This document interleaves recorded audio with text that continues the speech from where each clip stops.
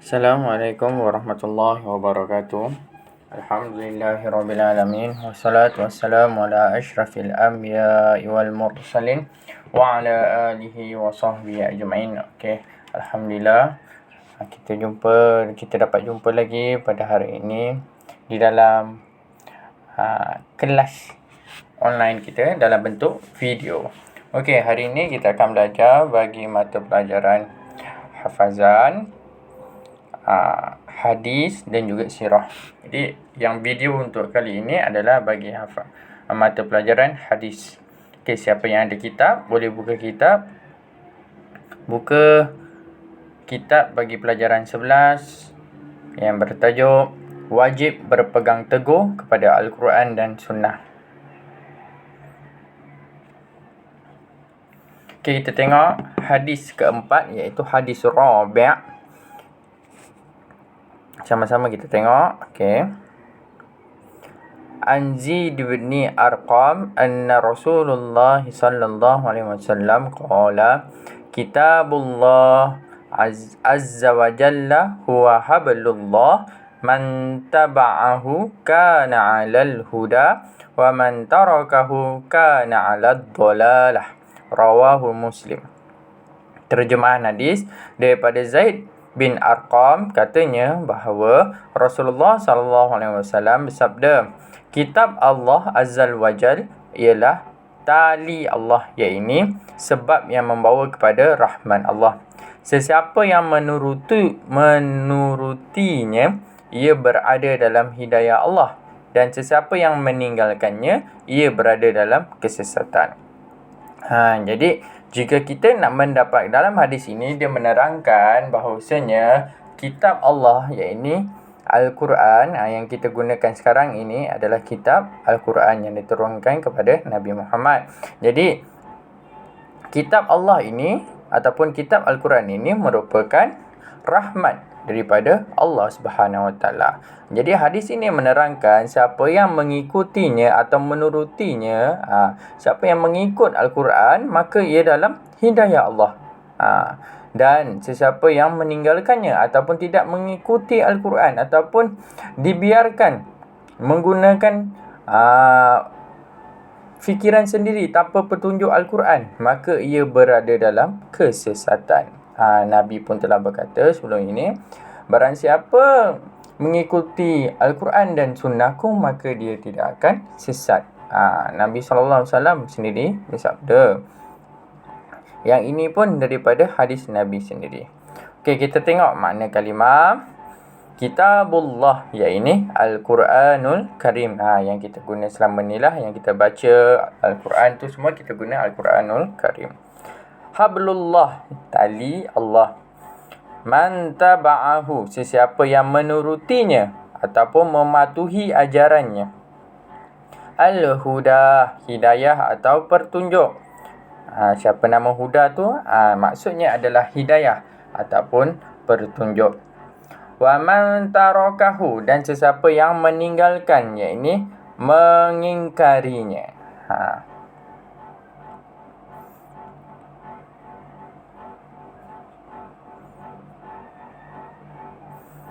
Okey, kita tengok huraian hadis. Apakah hadis ini diceritakan tentang apa? Okey, huraian hadis. Manusia adalah makhluk terbaik yang dicipta oleh Allah. Ahsanut taqwim. Kenapa kenapa manusia ini dikatakan makhluk terbaik yang diciptakan oleh Allah? Kenapa bukan malaikat? Sedangkan malaikat tak pernah buat dosa. Kenapa tak haiwan? Haiwan pun tak pernah buat dosa. Sebab apa? Sebab manusia ini dikatakan dibuat dengan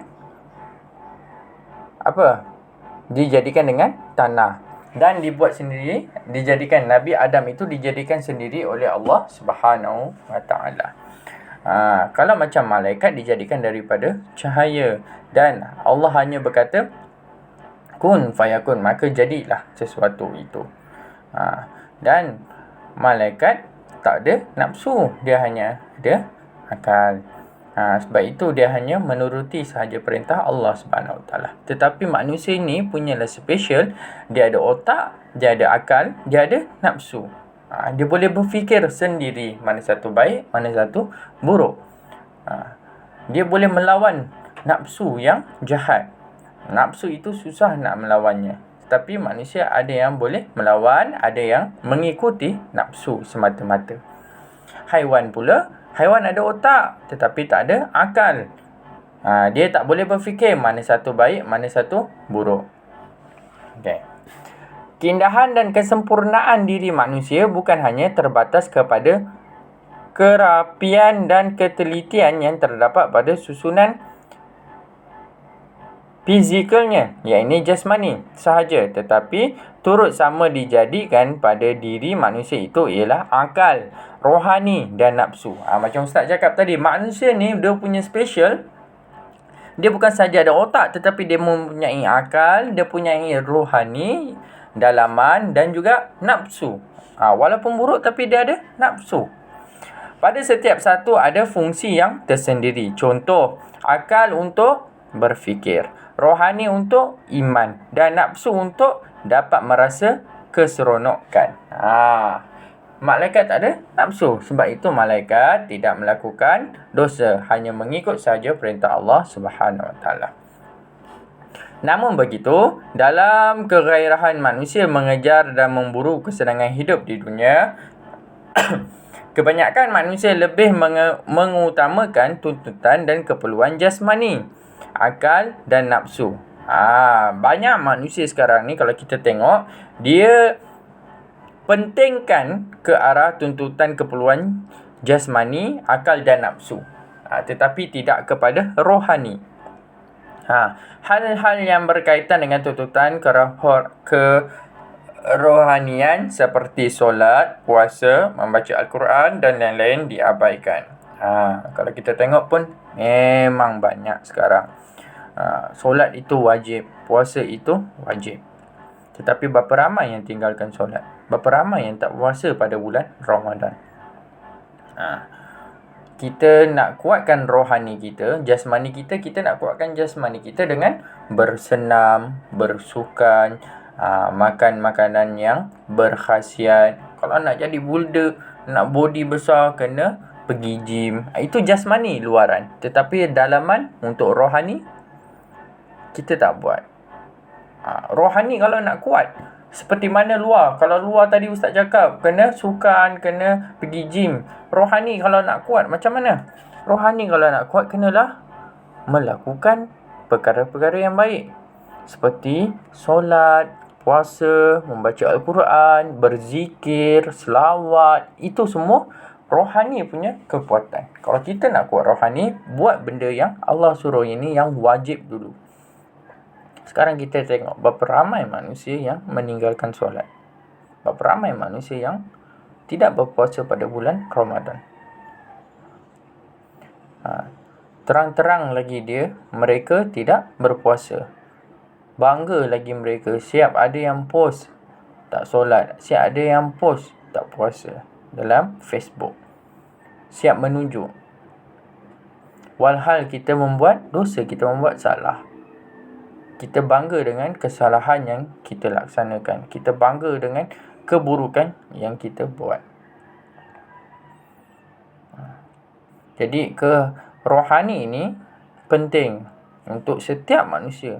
Kenapa penting? Supaya dia mendekatkan diri kita lagi dengan Allah Subhanahu Wa Taala.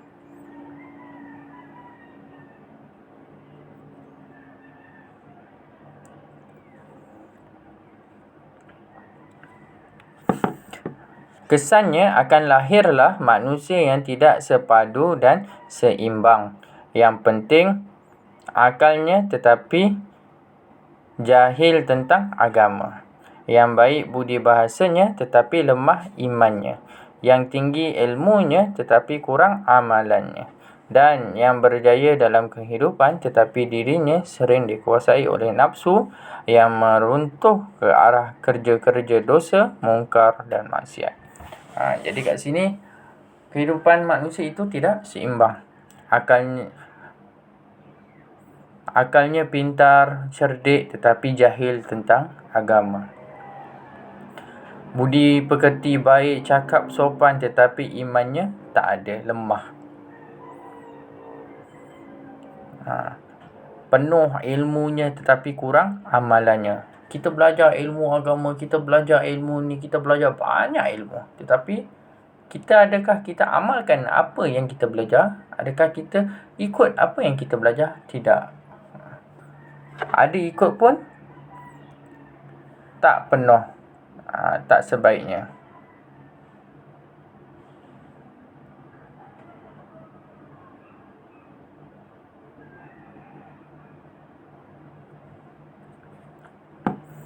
Sedangkan sebagai makhluk terbaik yang dicipta oleh Allah, manusia sewajarnya memanfaatkan setiap detik nikmat kehidupan ini dengan kerja-kerja yang berfaedah yang menjurus kepada amal soleh, kerana ia adalah penentu kepada nikmat Allah Subhanahu Wa Taala. Jadi kita sebagai manusia kena seimbang. Umur kita tak tahu berapa panjang lagi. Maka dengan sisa-sisa umur kita ini, buatlah sesuatu yang kebaikan. Fikirkanlah tentang akhirat. Kuatkan iman kita. Sambil bekerja, sambil berzikir. Sambil berjalan, tak ada buat apa-apa, berzikir dalam hati. Berzikir dalam hati tidak menggunakan tenaga pun. Okay? Jadi kita cuba ubah diri kita sama-sama. Okey, berdasarkan hadis di atas, Rasulullah SAW menegaskan bahawa manusia terbahagi kepada dua golongan, iaitu orang yang mendapat hidayah daripada Allah dan orang yang disesatkan oleh Allah. Bagi golongan pertama, mereka termasuk dalam golongan orang yang mendapat rahmat Allah. Manakala golongan kedua pula adalah orang yang tersisih daripada mendapat rahmat dan hidayah Allah. Jadi kat sini Allah dah bagi dua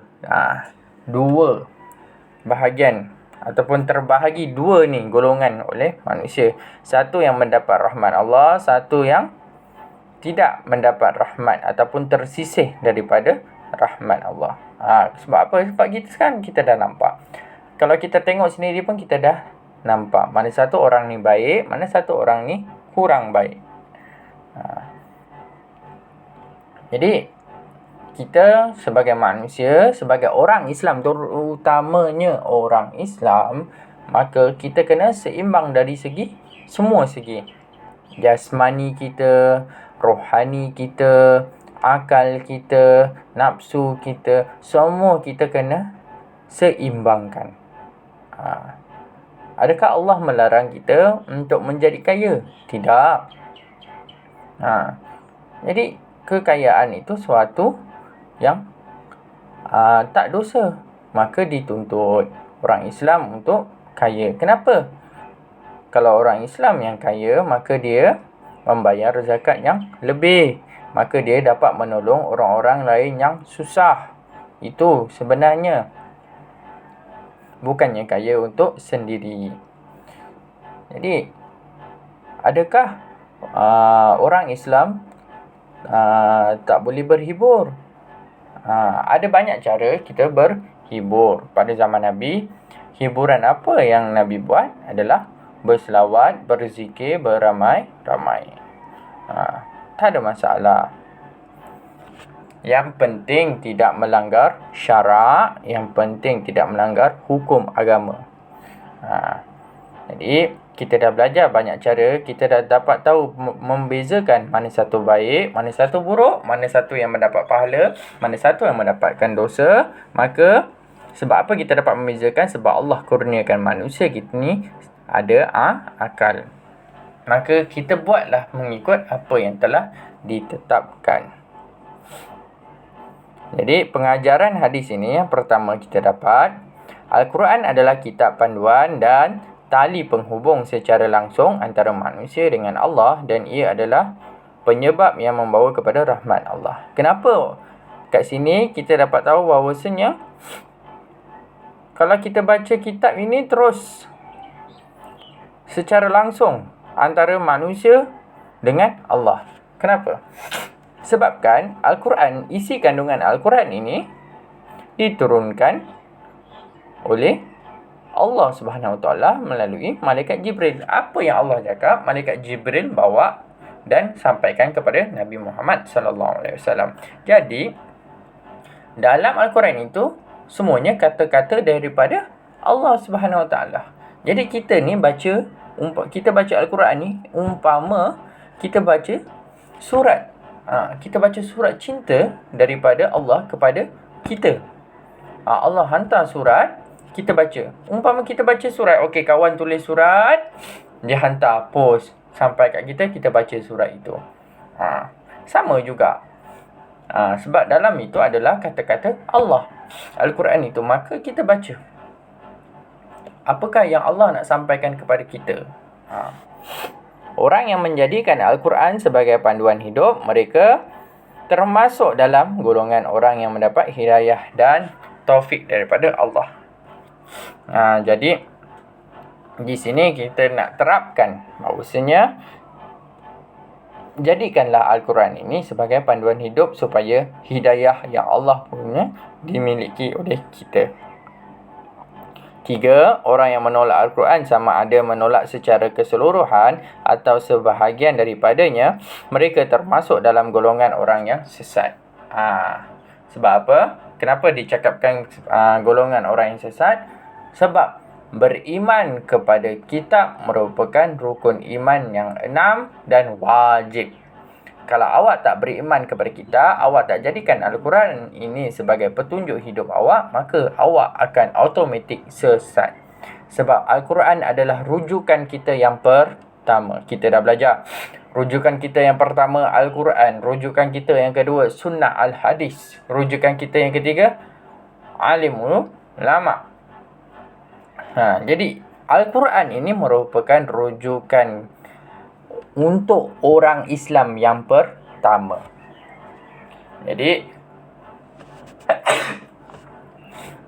kalau awak rasa awak orang Islam, awak rasa awak ini orang beriman, maka rujuklah, gunalah Al-Quran itu, bacalah Al-Quran itu, fahamilah Al-Quran itu supaya hidayah kita dapat hidayah. Bukannya hidayah yang kawan kita tu ya, bukan. Ini hidayah milik Allah ataupun petunjuk kita akan dapat supaya kita tak sesat daripada melakukan dosa-dosa yang Allah ingkar. Jadi sampai di sini saja pelajaran hadis kita. Nanti Ustaz akan bagi Ustaz akan suruh gariskan, awak tengok mana satu yang digariskan, itu yang awak salin nota. Okey.